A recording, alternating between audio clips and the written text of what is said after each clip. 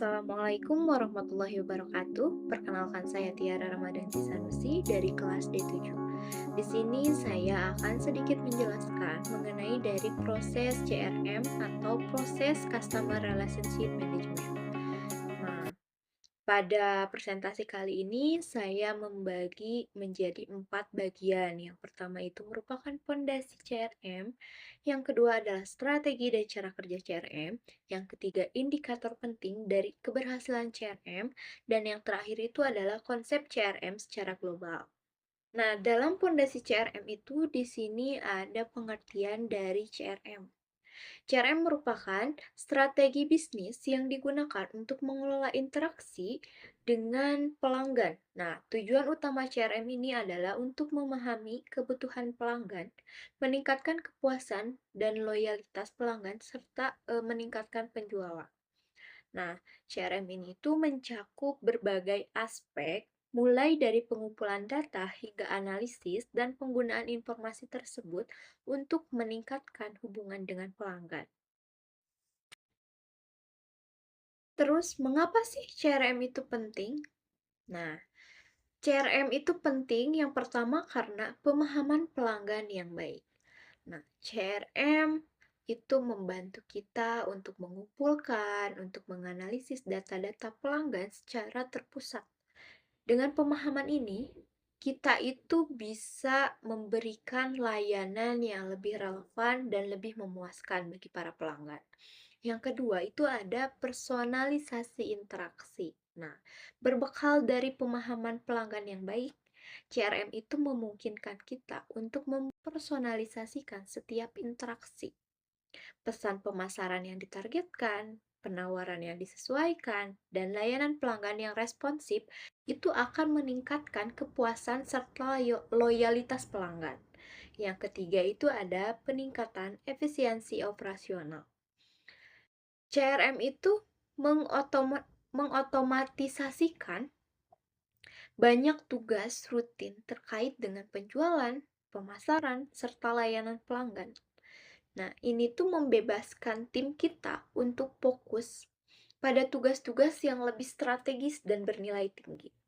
Sehingga itu dapat meningkatkan efisiensi secara keseluruhan. Yang keempat itu ada meningkatkan tingkat retensi pelanggan. Nah, maksudnya di sini tuh dengan interaksi yang lebih personal dan lebih memberikan layanan yang lebih baik, pelanggan itu akan merasa lebih dihargai oleh kita dan cenderung untuk tetap setia pada bisnis kita. Nah, CRM ini tuh membantu kita untuk membangun hubungan jangka panjang yang benar-benar kuat gitu. Terus ada meningkatkan peluang penjualan.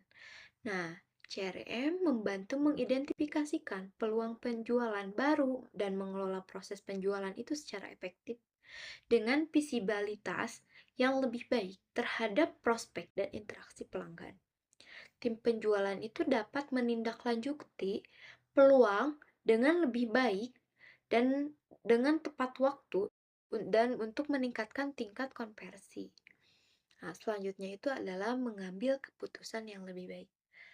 Dengan data yang tersimpan dengan baik dalam CRM, itu tuh bisa menyediakan wawasan yang sangat berharga untuk pengambilan keputusan. Nah, dari laporan dan analisis CRM ini tuh dapat membantu kita untuk memahami tren pasar atau kebutuhan pelanggan, kinerja penjualan, dan efektivitas kampanye pemasaran. Sehingga itu dapat membuat keputusan yang lebih tepat dan strategis bagaimana usaha kita akan dijalankan selanjutnya. Dan yang terakhir itu adalah menciptakan keunggulan kompetitif. Nah, dengan semua manfaat yang telah disebutkan sebelumnya, CRM itu membantu bisnis kita untuk beroperasi lebih efisien, memberikan pengalaman pelanggan yang lebih baik, dan merespon pasar yang lebih cepat. Ini secara keseluruhan dapat menciptakan keunggulan kompetitif yang signifikan. Nah, singkatnya itu, CRM itu benar-benar sangat penting karena membantu bisnis memahami pelanggan dengan baik, berinteraksi dengan mereka secara personal gitu. Terus meningkatkan efisiensi operasional dan mempertahankan pelanggan serta meningkatkan penjualan dan membuat keputusan yang lebih cerdas eh, untuk bisnis kita selanjutnya dan mungkin dapat menciptakan keunggulan dalam persaingan di bisnis kita seperti itu. Dan selanjutnya itu ada bagian 2, strategi dan cara kerja CRM. Di mana pada bagian ini tuh terdapat dari tahapan CRM. Yang pertama itu identifikasi pelanggan. Nah, tahap awal ini tuh melibatkan dari pengenalan dan pemahaman calon pelanggan yang relevan dengan bisnis kita. Ini tuh termasuk dari pengumpulan informasi melalui buyer persona dari transaksi dan interaksi lainnya. Nah, buyer persona itu apa sih? Nah, buyer persona itu merupakan profil fiksi yang menggambarkan karakteristik, kebutuhan, dan perilaku target pelanggan.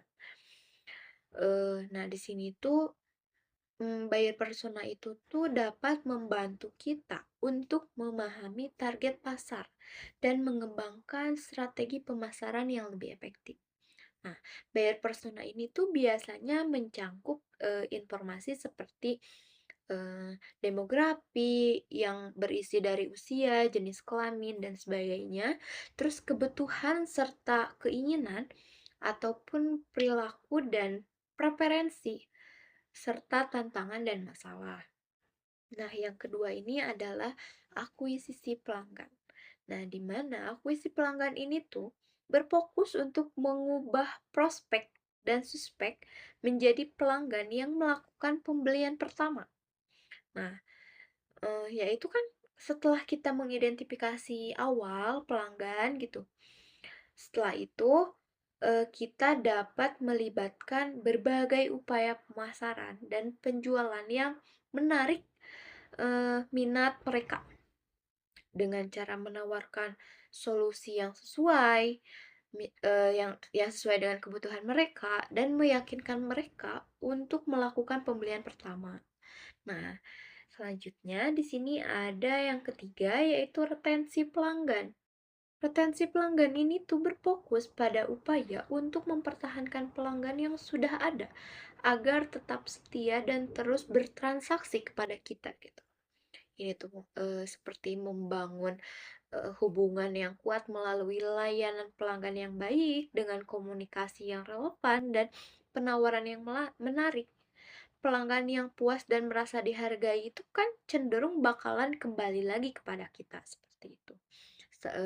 Dan tahapan yang terakhir itu adalah pengembangan pelanggan, meningkatkan nilai pelanggan bagi perusahaan.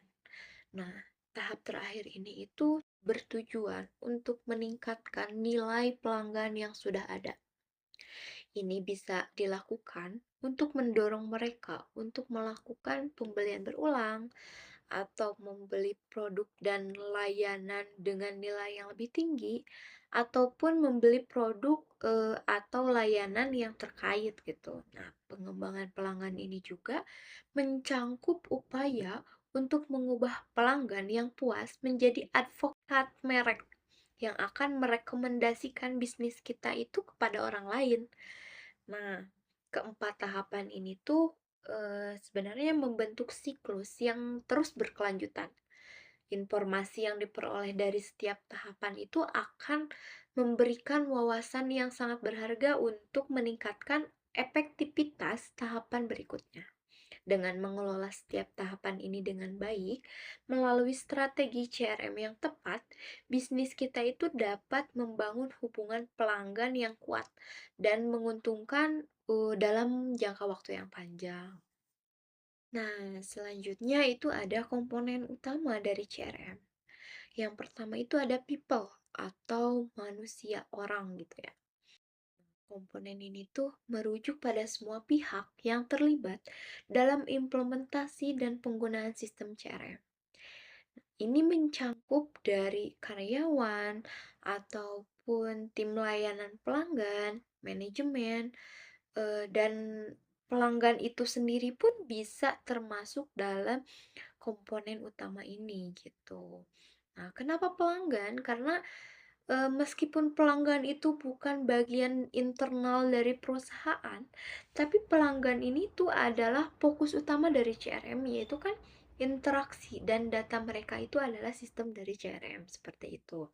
Selanjutnya di sini yang kedua itu ada proses. Proses ini merupakan komponen yang mencangkup alur kerja atau prosedur dan praktik bisnis yang digunakan perusahaan dalam berinteraksi dengan pelanggan. Nah, di proses CRM yang efektif itu harus yang pertama harus terstruktur ya. Nah, ada langkah-langkah yang jelas dan terdokumentasi untuk setiap interaksi pelanggan. Yang kedua itu kita harus konsisten. Nah, proses yang sama diterapkan secara berulang itu untuk memastikan pengalaman pelanggan itu yang sama gitu, yang seragam. Jangan sampai pelanggan itu mengalami apa ya? Beda-beda gitu. Itunya pengalaman untuk membelinya gitu kan atau menggunakan layanan kita. Dan yang ketiga itu ada berpusat pada pelanggan itu sendiri. Nah, CRM ini tuh harus dirancang untuk memenuhi kebutuhan dan harapan pelanggan gitu. Jangan sampai kita buat strategi CRM itu tidak membuat pelanggan itu lebih nyaman atau kita malah membuat strategi yang tidak dibutuhkan pelanggan seperti itu. Padahal kan intinya strategi CRM itu tuh kita berfokus pada pelanggan kayak gitu. Nah, terus juga proses CRM yang efektif itu kita harus terukur, harus memungkinkan perusahaan itu dapat memantau dan mengevaluasi efektivitas interaksi pelanggan. Nah, yang ketiga itu ada teknologi. Nah, kalau teknologi ini tuh mengacu pada sistem dan perangkat lunak CRM itu sendiri gitu. Nah, infrastruktur juga yang mendukung juga itu termasuk ke dalam teknologi gitu. Nah, teknologi CRM ini tuh berfungsi sebagai alat untuk menyimpan informasi pelanggan beserta riwayat pembelian gitu kan. Terus untuk menyediakan laporan dan wawasan tentang perilaku pelanggan, kinerja penjualan ataupun efektivitas pemasaran. Nah, dari ketiga ini tuh mereka memiliki hubungan antar komponen. Nah, ketiga komponen itu benar-benar saling terikat erat dan bekerja bersama gitu untuk mencapai tujuan CRM, yaitu membangun dan memelihara hubungan pelanggan yang menguntungkan. Nah, manusia itu menggunakan teknologi untuk menjalankan proses, serta proses yang efektif itu tuh dapat membutuhkan dukungan dari teknologi yang tepat dan dijalankan oleh manusia yang kompeten. Terus, teknologi CRM itu dirancang untuk mendukung proses dan memberdayakan manusia. Seperti itu. Selanjutnya itu ada bagian 3, yaitu indikator penting dari keberhasilan CRM. Ada nilai pelanggan. Indikator ini mengukur total pendapatan atau keuntungan yang diharapkan itu dapat dihasilkan oleh seorang pelanggan selama hubungannya dengan perusahaan kita. Nah, peningkatan nilai pelanggan ini tuh menunjukkan bahwa upaya CRM kita itu berhasil membangun loyalitas pelanggan serta mendorong mereka untuk terus bertransaksi dalam jangka panjang. Nah, yang kedua itu ada brand equity atau ekuitas merek. Nah, CRM yang efektif dapat berkontribusi positif terhadap ekuitas merek. Ekuitas merek itu adalah nilai tambah yang dimiliki sebuah merek di mata pelanggan. Nah, hubungan pelanggan yang kuat ini tuh dapat memberikan pengalaman yang positif dan layanan yang personal melalui CRM itu dapat meningkatkan yang pertama itu kesadaran merek. Yang kedua ada asosiasi merek dan persepsi kualitas. Serta dapat meningkatkan loyalitas merek juga gitu kan. Pelanggan yang merasa terhubung dan dihargai melalui upaya CRM itu akan lebih lebih loyal terhadap merek kita dan cenderung tidak akan beralih kepada pesaing seperti itu. Nah, yang terakhir itu ada customer relationship atau hubungan pelanggan. Sebenarnya indikator ini tuh secara langsung mengukur kualitas dan kekuatan hubungan antara perusahaan dan pelanggannya gitu. Nah,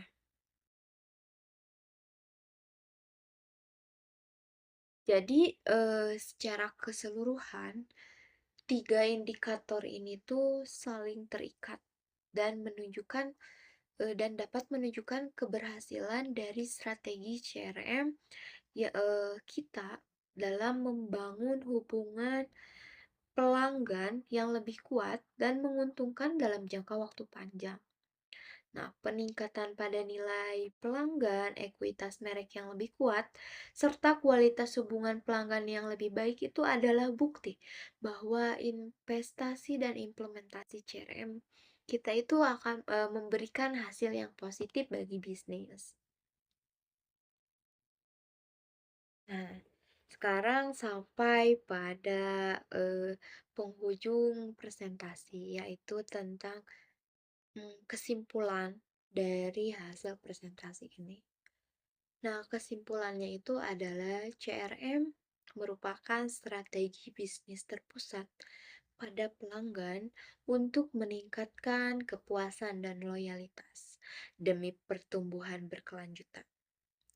Nah, strateginya itu meliputi identifikasi, akuisisi, retensi, dan pengembangan pelanggan dengan hubungan yang merupakan kuncinya gitu, relationship yang jadi kunci dari CRM itu sendiri. Nah, keberhasilan ini tuh dipengaruhi oleh value, brand, dan relationship.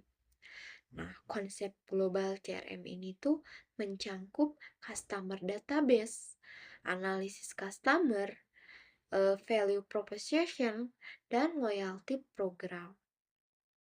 Ini tuh didukung juga oleh orang, proses, dan teknologi.